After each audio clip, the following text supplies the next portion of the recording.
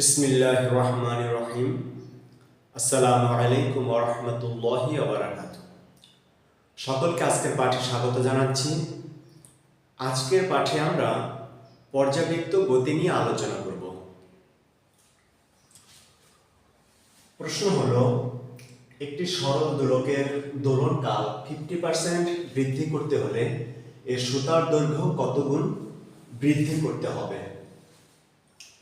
লক্ষ্য করি, প্রথম অবস্থায় দোলনকাল অল্প ছিল, তখন সুতার দৈর্ঘ্য কম ছিল, কিন্তু পরবর্তী অবস্থায় যখন দোলনকাল বৃদ্ধি পেল বা বড় হলো বা বেশি হলো, তখন সুতার দৈর্ঘ্য বৃদ্ধি পেল বা বড় হলো। এখন আমি দোলনকাল এবং সুতার দৈর্ঘ্য সম্পর্কিত সূত্র প্রয়োগ করে এর দৈর্ঘ্য কত গুণ বৃদ্ধি পেল তা নির্ণয় করব। আমি লিখে নিলাম সূত্র।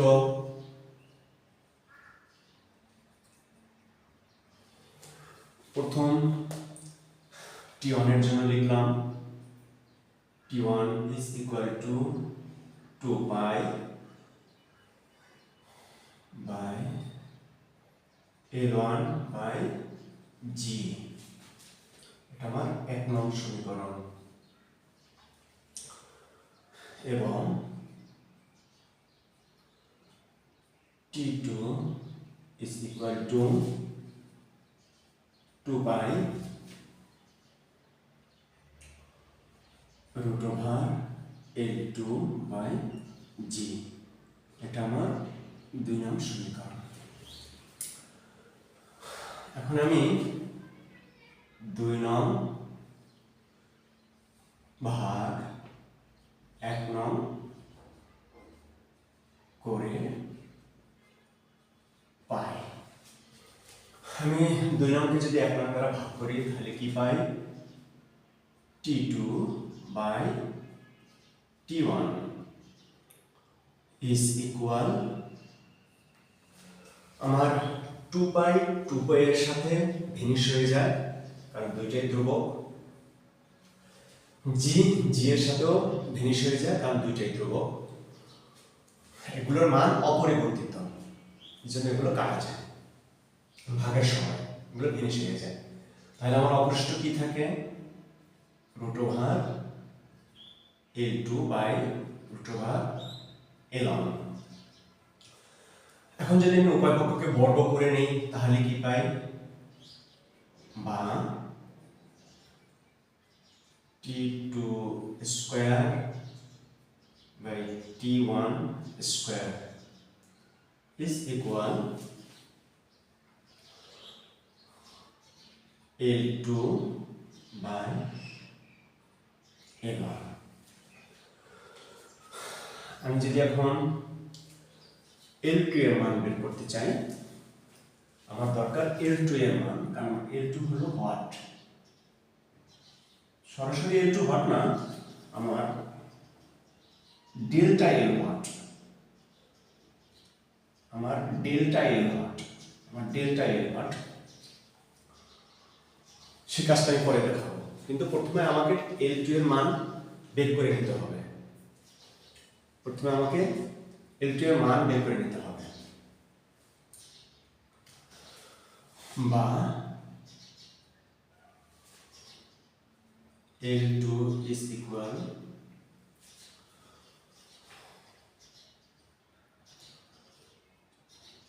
T sub 2 square into L1 by T1 square। এটা হচ্ছে আমার L2 এর মান। প্রথমে আমাকে L2 এর মান বের করতে হবে, পরে আমার ডেল্টা L এর মান বের করতে হবে। আমি যদি এখন মানগুলোকে বসাই তাহলে কি পাই? আমার T2 এর মানটা একটু খসড়া করে নিতে হবে। T2 বলছেন T2 is T1 plus T1 into 50%। এটা বলছে যে দোলনকাল 50% বৃদ্ধি করলে এই যে তাহলে আমার সময় দ্বিতীয় সময় অর্থাৎ T2 50% বৃদ্ধি পেল। তাহলে কি দাঁড়ায় এখানে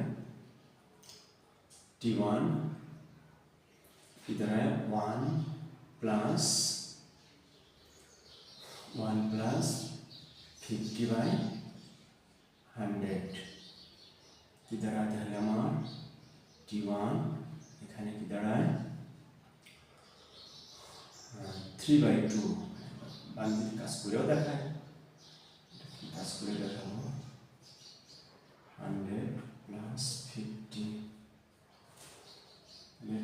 T1 কি হলো 150/100 তাহলে T1 3/2। তাহলে আমি T2 এর মান পাইলাম T1 3/2। তাহলে আমি এখন মানগুলোকে বসাই T2, তাহলে ওখানে বসাবো T1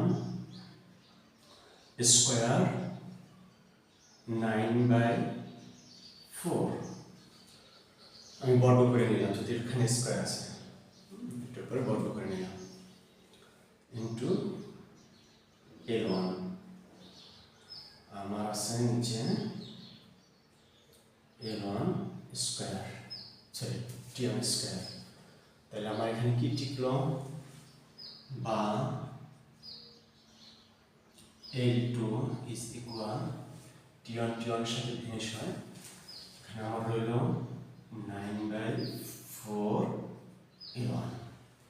এটা হচ্ছে আমার L2 এর মান।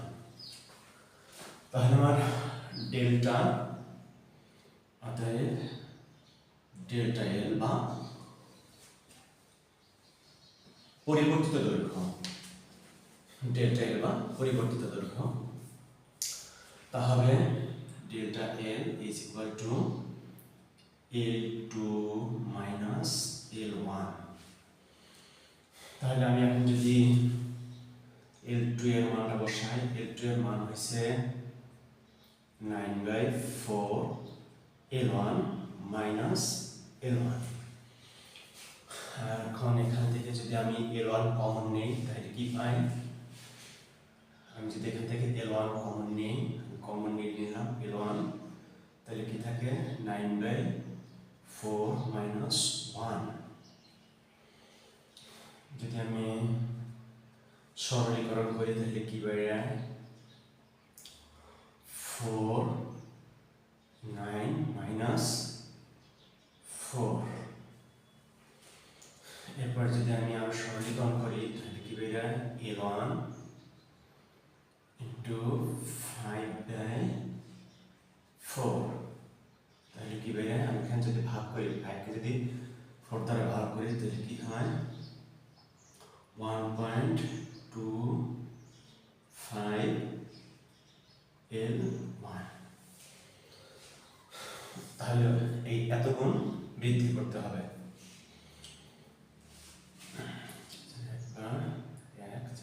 ঠিক আছে, এটাই আমার অ্যান্সার। অর্থাৎ আমার এই L2 হবে L1 এর 9/4 গুণ। আর আমার জিজ্ঞেস করছে সুতার দৈর্ঘ্য কত গুণ বৃদ্ধি করতে হবে, অর্থাৎ L1 কে কত গুণ বাড়াইতে হবে। তো L1 কে বাড়াইতে হবে 1.25 গুণ। L1 কে বাড়াইতে হবে 1.25 গুণ L1 কে বৃদ্ধি করতে হবে। আশা করি বুঝতে অনেক সহজ হয়েছে। আল্লাহ তাআলা আমাদের সকলকে বুঝার তৌফিক দান করুন। আল্লাহ তাআলা আমাদের সকলকে ভালো রাখুন, সুস্থ রাখুন। এতক্ষণ সাথে থাকার জন্য ধন্যবাদ। সবাইকে আগামী পাঠে আমন্ত্রণ জানিয়ে আজকের পাঠ এখানেই শেষ করছি। আসসালামু আলাইকুম ওয়া রাহমাতুল্লাহি ওয়া বারাকাতুহু।